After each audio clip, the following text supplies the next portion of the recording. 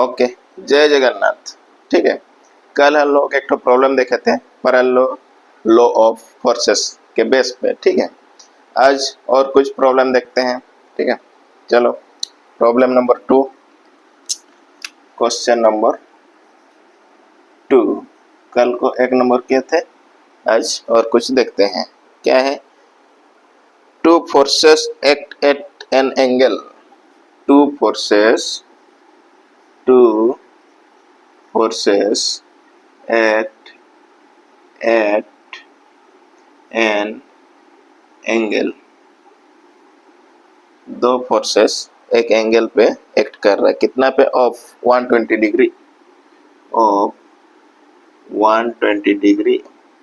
ठीक है, the bigger force is of the bigger force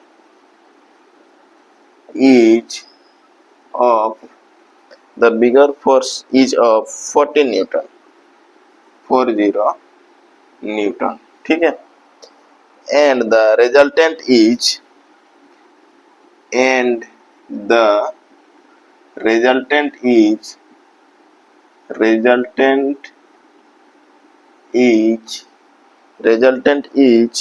perpendicular to the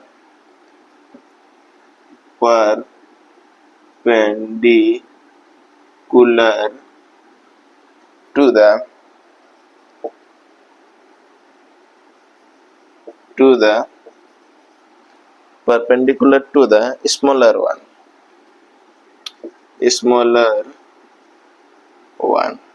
okay, then क्या पूछ रहा है? Find the smaller force. Find the smaller force, आसान क्वेश्चन है। Find the smaller force. ठीक है, देखते हैं सॉल्यूशन। हाँ, क्या बोल रहा है? टू फोर्सेस, हम लोग का parallelogram law of forces two force पे ही एप्लीकेबल है। ठीक है, यहाँ पे टू फोर्सेस दिया हुआ है, मतलब एप्लीकेबल है। एक्ट एट एन एंगल, कितना पे? 120 डिग्री पे एक्ट कर रहा है। ठीक है, टू फोर्सेस, सपोज ये हम लोग का एक फोर्सेस F1 लिख देते हैं, 120 डिग्री एंगल पे लग रहा है, मतलब ये 90 है, इधर से एक्ट करेगा। ठीक है, ये है F2। ठीक है, ये एंगल है 120 डिग्री। ठीक है, ये इक्वल टू थीटा है। हाँ, दो फोर्सेस के बीच का एंगल क्या होता है? थीटा होता है। ठीक है, यहाँ तक क्लियर है। हाँ, दो फोर्सेस एक्ट कर रहा है, कितना एंगल पे? 120 डिग्री एंगल पे। ठीक है, F1 हो गया, F2 हो गया, हम लोग का 120 डिग्री थीटा हो गया। ठीक है, क्या बोल रहा है फिर? The bigger forces is of 40 Newton. ठीक है, हम लोग F1 को बिगर फोर्सेस मान लेते हैं। F1 इक्वल टू 40 न्यूटन है। चलो, and the resultant is perpendicular. Resultant भी दिया हुआ है, resultant is perpendicular to the smaller one. ठीक है, रिजल्टेंट इज परपेंडिकुलर मतलब 90 डिग्री। ठीक है, वो परपेंडिकुलर है किसके साथ में?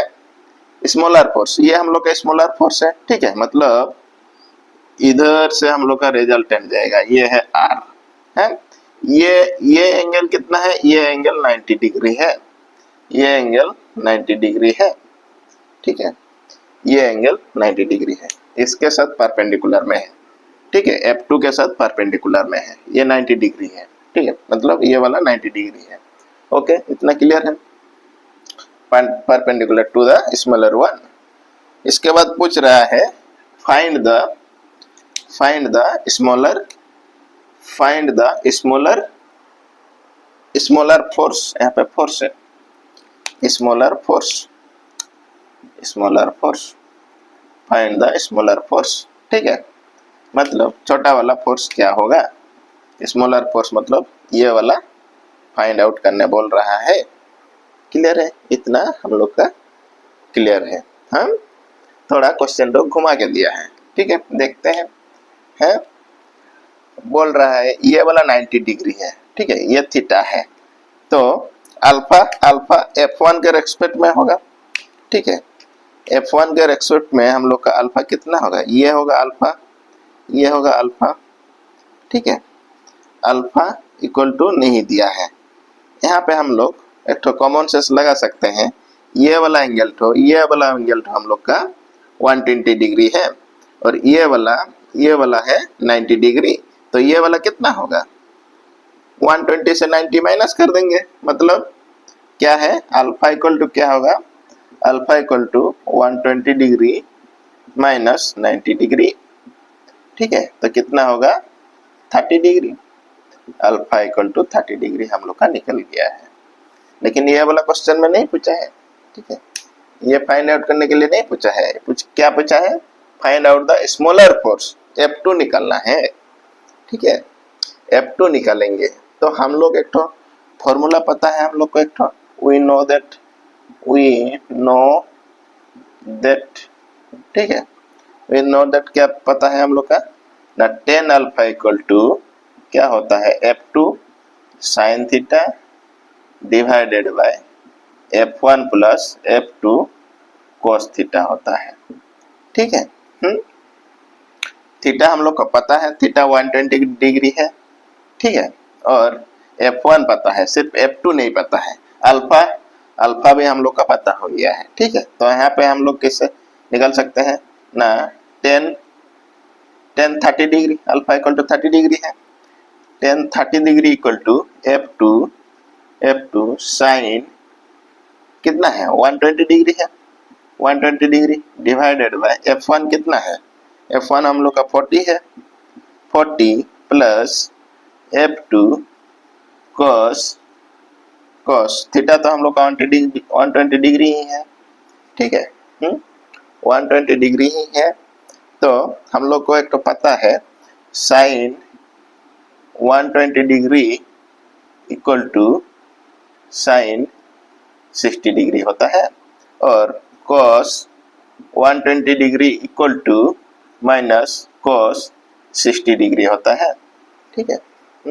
हम बोले थे कुछ वैल्यू हम लोग को याद रखना पड़ेगा, ठीक है, जैसे 30 डिग्री का साइन cos 10 cos x सब का 30 डिग्री 45 डिग्री 60 डिग्री 90 डिग्री का वैल्यू सबको हम लोग को याद रखना है, ठीक है। काहे कि ना कंपटीशन एग्जाम में, मैक्सिमम कंपटीशन एग्जाम में हम लोग का कैलकुलेटर अलाउ नहीं होता है, ठीक है। तो कुछ वैल्यू हम लोग को याद रखना पड़ेगा, है, जैसे 10 30 डिग्री इक्वल टू कितना होता है, अगर हम लोग दशमलव में निकालेंगे तो उसका वैल्यू होता है 0.577 होता है, ठीक है।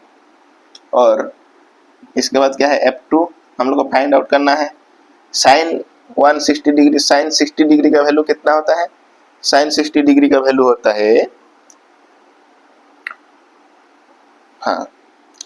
इंटू 0.866 होता है साइन 60 डिग्री का, ठीक है।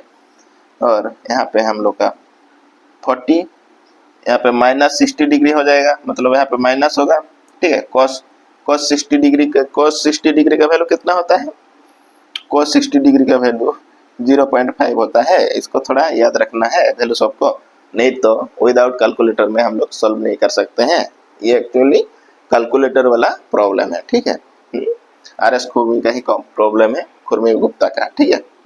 तो ये हम लोग बिना कैलकुलेटर का सीख रहे हैं, ये प्रैक्टिस है, कोई बात नहीं है। तो यहाँ पे F2 तो है, F2 है यहाँ पे, F2 है यहाँ पे, ठीक है, ये है F2 इंटू 0.5 है, ठीक है, हाँ। तो इसको हम लोग सॉल्व कर सकते हैं, ये नॉन है, ये सिर्फ F2 हम लोग का अननोन है, हम लोग निकाल सकते हैं, ठीक है। ये खुद से कैलकुलेशन कर सकते हैं, ठीक है, नहीं तो हम थोड़ा सा कर देते हैं और एक दो स्टेप। इसको अगर इधर मल्टीप्लाई करेंगे तो कितना होगा, इधर मल्टीप्लाई करेंगे इधर आ जाएगा, ये रहेगा, ठीक है। फिर F2 को इधर ला सकते हैं, कोई बात नहीं है।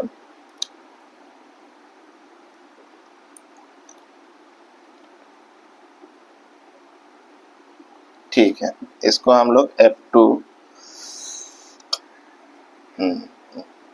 इसको इधर से मल्टीप्लाई कर देंगे। चलिए कर देते हैं, इंटू 40 माइनस 0.5 F2, ठीक है। इसको इधर लाया, इक्वल टू कितना होगा 0.866 F2 इधर बचेगा, ठीक है। इधर है तो इसको इसके साथ मल्टीप्लाई करना पड़ेगा और इसको भी इसके साथ मल्टीप्लाई करना पड़ेगा, ठीक है। कोई बात नहीं, ये घर से ये निकलेगा, इसको इसके साथ कर देते हैं, लिख देते हैं, सिर्फ इंटू 40 होगा, ठीक है। माइनस ये 0.577 इंटू 0.5 F2 होगा, ठीक है। ये माइनस है, इक्वल टू 0.866 F2 होगा, ठीक है। ये कुछ वैल्यू निकलेगा यहाँ पे, इसका कुछ वैल्यू निकलेगा, ठीक है, और इसका भी कुछ वैल्यू निकलेगा, ठीक है। ये F2 के साथ रहेगा, ये भी F2 के साथ रहेगा, ठीक है। फिर F2 को इधर लेके आएंगे, प्लस हो जाएगा, ठीक है। इसके बाद जितना भी वैल्यू निकलेगा उसको ए वाला वैल्यू से डिवाइड कर देंगे, फिर यहाँ पे हम लोग का F2 निकल जाएगा, ठीक है। यहाँ पे हम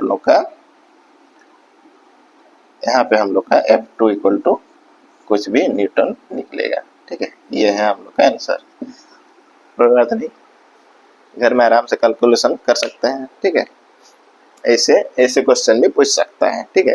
कैलकुलेशन और थोड़ा स्पीड करना है, ठीक है। यहाँ पे वीडियो थोड़ा लंबा हो जाएगा, इसलिए हम कैलकुलेशन नहीं कर रहे हैं, ठीक है। ओके, नेक्स्ट और एक तो क्वेश्चन देखते हैं। Okay, 1 minute.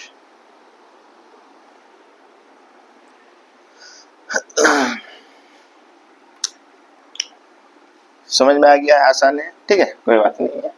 2-3 बार वीडियो देखने से समझ में आ जाएगा।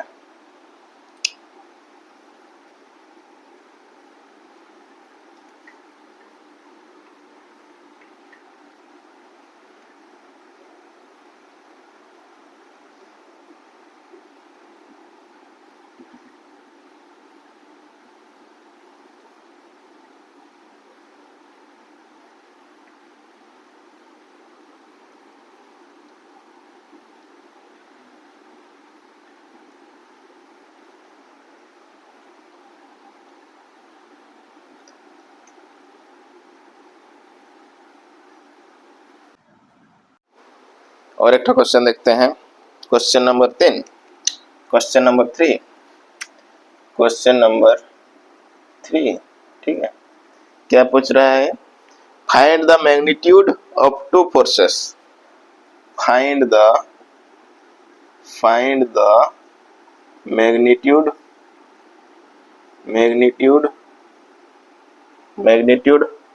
ऑफ टू फोर्सेस, दो फोर्सेस का मैग्नीट्यूड निकालना है, such that if they act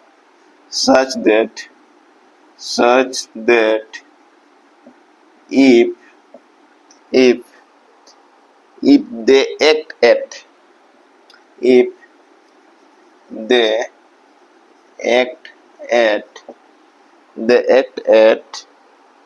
right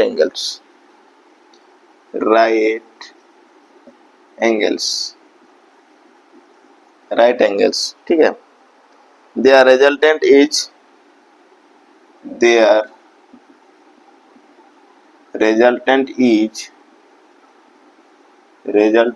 is कितना है, √10 है, ठीक है, √10 न्यूटन, ओके है। But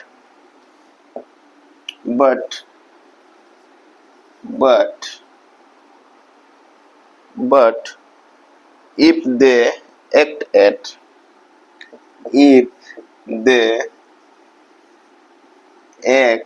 at at 60 degree, 60 degree, ठीक है। देयर रिजल्टेंट इज देयर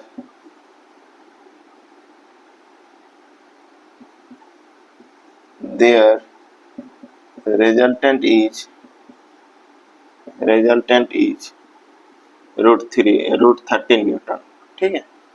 इतना ही है क्वेश्चन, ठीक है। देखते हैं सॉल्यूशन।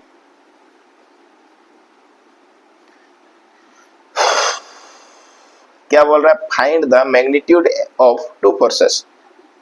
दोनों फोर्स का मैग्नीट्यूड निकालना है। यहाँ पे भी दो फोर्सेस है, ठीक है, such that if they are act at right angles, right angles मतलब 90 डिग्री, ठीक है, देयर रिजल्टेंट इज √10, ठीक है, √10 newton. But if they act at 60 degree their resultant is 13 newton, ठीक है। पहले हम लोग गिवन डाटा लिख लेते हैं। Given data, given data, given data, ठीक है। गिवन डाटा में एक तो 90 डिग्री का दिया हुआ है, एक तो 60 डिग्री का, ठीक है। तो हम लोग यहाँ पे θ1 लिखते हैं, ठीक है। ये θ1 है, हाँ, θ1, θ1 कितना है, राइट एंगल मतलब 90 डिग्री, ठीक है। θ1 कितना दिया हुआ है, 90 डिग्री दिया हुआ है, ठीक है। और उसका रिजल्टेंट भी दिया हुआ है, रिजल्टेंट मतलब R1, R1 कितना है, √10 है, √10 न्यूटन, ठीक है। और F1 हम लोग को फाइंड आउट करना है, क्लियर है। फिर इधर दिया है θ2, θ2 इक्वल टू कितना है, θ2 इक्वल टू 60 डिग्री है, ठीक है, 60 डिग्री, ठीक, 60 डिग्री है। और देयर रिजल्टेंट इज, रिजल्टेंट मतलब R2 होगा, R2 कितना है, √13 न्यूटन है, ठीक है। और F2 हम लोग को फाइंड आउट करना है, ठीक है। जब यहाँ पे देखो, यहाँ पर R1 इक्वल टू जब 90 डिग्री में होता है उसका रिजल्टेंट कितना होता है, अंडर रूट में F1 स्क्वायर प्लस स्क्वायर। वो हम लोग को पैरेललोग्राम का कंडीशन में था, ठीक है। 0 डिग्री एक तो था, 90 डिग्री एक तो था, ठीक है, और 180 डिग्री का हम लोग देखे थे। तो हम लोग इससे शॉर्टकट फॉर्मूला से करेंगे, ठीक है। तो क्या होगा, R1 कितना है हम लोग का, R1 है √10 इक्वल टू F1 नहीं पता, स्क्वायर प्लस F2 का स्क्वायर, ठीक है।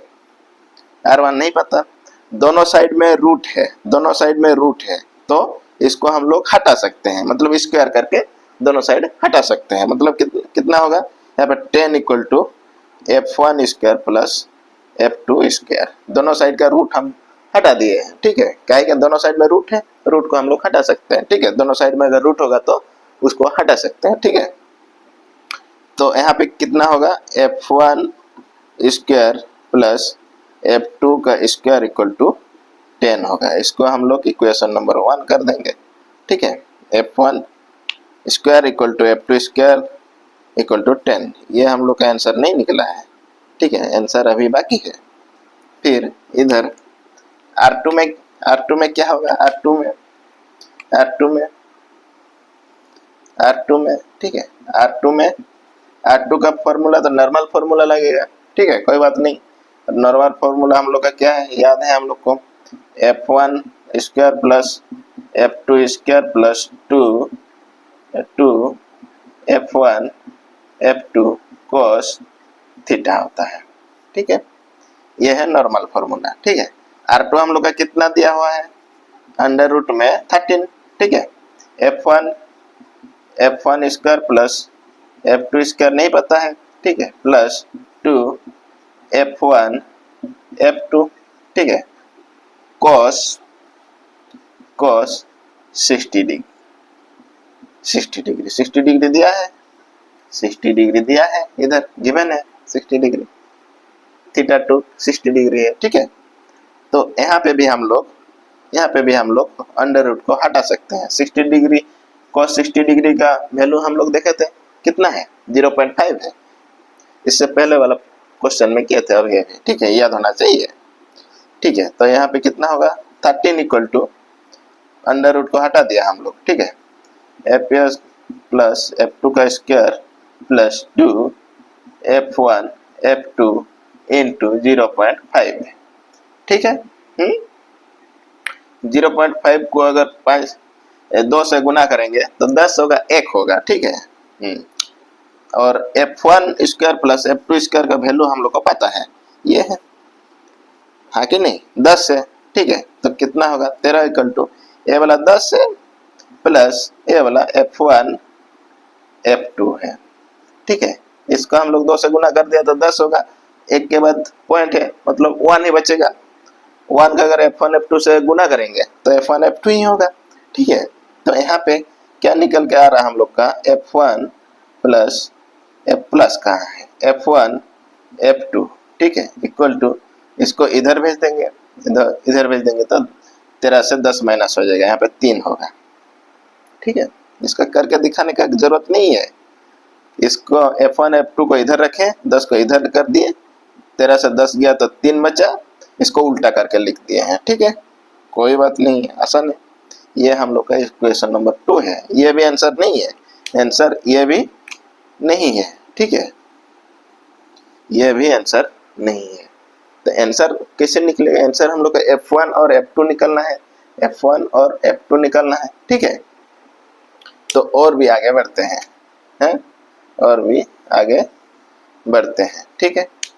तो हम लोग को एक तो फॉर्मूला पता है, ठीक है, वी नो दैट, यहाँ पे थोड़ा सा दिमाग लगाना पड़ेगा, नो दैट F1 F2 का वैल्यू पता है हम लोग को, F1 square plus F2 square का वैल्यू पता है, ठीक है। तो हम लोग एक तो फॉर्मूला पता है a प्लस बी का होल स्क्वायर, ठीक है।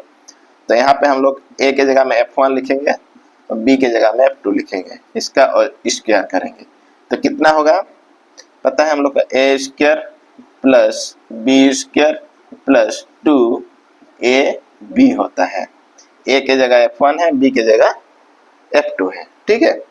तो हम लोग का देखा ये फॉर्मूला से हम लोग का फायदा क्या हुआ, ये पता है हम लोग को, हाँ कि नहीं, ये कितना है, ये 10 है, F1 square plus F2 square 10 है, plus F1 F2, F1 F2 हम लोग का 3 है, ठीक है, 2 तो रहेगा ही, यहाँ पे F1 F2 हम लोग का 3 है, ठीक है। तो यहाँ पे कितना निकलेगा इक्वल टू 10 प्लस 6 होगा, ठीक है। तो F1 square F1 plus F2 का होल स्क्वायर इक्वल टू कितना होगा 16 होगा, हाँ कि नहीं। और F1 प्लस F2 इधर स्क्वायर है, इधर जाएगा तो अंडर रूट हो जाएगा, तो अंडर रूट में 16 इक्वल टू 4 होगा, ठीक है। F1 plus F2 equal to 4 होगा, हाँ। इसी तरह सिमिलरली हम लोग लिख सकते हैं इसको सिमिलरली, ठीक है, F1 माइनस F2 का होल स्क्वायर, ठीक है, F1 प्लस माइनस F2 का होल स्क्वायर, इसमें क्या है यहाँ पे माइनस लगता है फॉर्मूला में, ठीक है। तो F1 प्लस F2 का वैल्यू कितना है 10 है, डायरेक्ट कर दे रहे हैं, ठीक है। फॉर्मूला क्या होता है a माइनस बी का whole square, a square plus B square minus 2ab, ठीक है। तो ये F1 प्लस F2 का F1 square plus F2 square का वैल्यू 10 है, हाँ, 10 बैठा दिए, माइनस 2 तो है ही, 2 रहेगा, इंटू 3 6 होगा, ठीक है। तो यहाँ पे हम लोग डायरेक्टली लिख सकते हैं F1 minus F2 equal to under root में ये 4 होगा, 10 से 6 माइनस 4 होगा इक्वल टू 2, ठीक है। हम लोग इसको इक्वेशन नंबर 3 मानेंगे, इसको इक्वेशन नंबर 4 मानेंगे, हाँ, इक्वेशन नंबर 3 और इक्वेशन नंबर 4 है, ठीक है। अगर सॉल्विंग इक्वेशन 3 एंड 4 को अगर सॉल्व करते हैं तो क्या होगा, क्या है यहाँ पे F1 3 क्या है, F1 plus F2 equal to 4 है, ठीक है। और एक तो क्या है, F1 minus F2 equal to 2 है, ठीक है। इसको सॉल्व करते हैं, प्लस करते हैं, इसको प्लस में कुछ चेंजेस नहीं होगा, इसको कर देंगे, क्या होगा यहाँ पे 2F1 होगा। तो F1 इक्वल यहाँ पे कितना होगा, 2 होगा, 16 2 प्लस 6 होगा, ठीक है। 2F1 इक्वल टू 6 होगा, ठीक है। और F1 इक्वल टू 3 होगा, 3 न्यूटन। ये एक हम लोग का आंसर आ गया, ठीक है। फिर F1 का वैल्यू अगर यहाँ पे बिठा देंगे, यहीं पे बिठा देते हैं, ठीक है। इसको यहीं पे बिठा देते हैं, इक्वेशन नंबर कितना 3 पे बिठा देते हैं, ठीक है। तो F1 का वैल्यू कितना है, 3 है, प्लस F2 इक्वल टू 4 है, ठीक है। तो F2 इक्वल टू कितना होगा, F2 इक्वल टू 3, इधर प्लस में है, इधर जाएगा तो माइनस होगा, 4 माइनस 3 इक्वल टू 1, ठीक है। तो फाइनली हम लोग का क्या निकल के आ गया ना, F1 इक्वल टू 3 और F2 इक्वल टू 3 न्यूटन है, न्यूटन, ठीक है। और F2 इक्वल टू 1 न्यूटन, ठीक है। F2 इक्वल टू 1 न्यूटन, ये है हम लोग का आंसर, ये है हम लोग का आंसर, ठीक है, दिखाई दे रहा है, ठीक है। कोई बात नहीं, इस तरह का प्रॉब्लम हम लोग का पैरेललोग्राम लॉ ऑफ फोर्सेस से आ सकता है, ठीक है। ये 3 क्वेश्चन है, इसको प्रैक्टिस करेंगे तो लगभग सभी टाइप का क्वेश्चन हम लोग सॉल्व कर सकते हैं, ठीक है। आज के लिए इतना ही, नेक्स्ट क्लास में हम लोग डिस्कस करेंगे triangle law of forces, polygon law of forces, different law को हम लोग डिस्कस करेंगे। पैरेललोग्राम लॉ ऑफ फोर्सेस यहीं पे खत्म करते हैं, नेक्स्ट क्लास में कुछ नया सीखेंगे, ठीक है, ठीक है। उस टाइम के लिए विदाई लेते हैं, ओके, जय जगन्नाथ।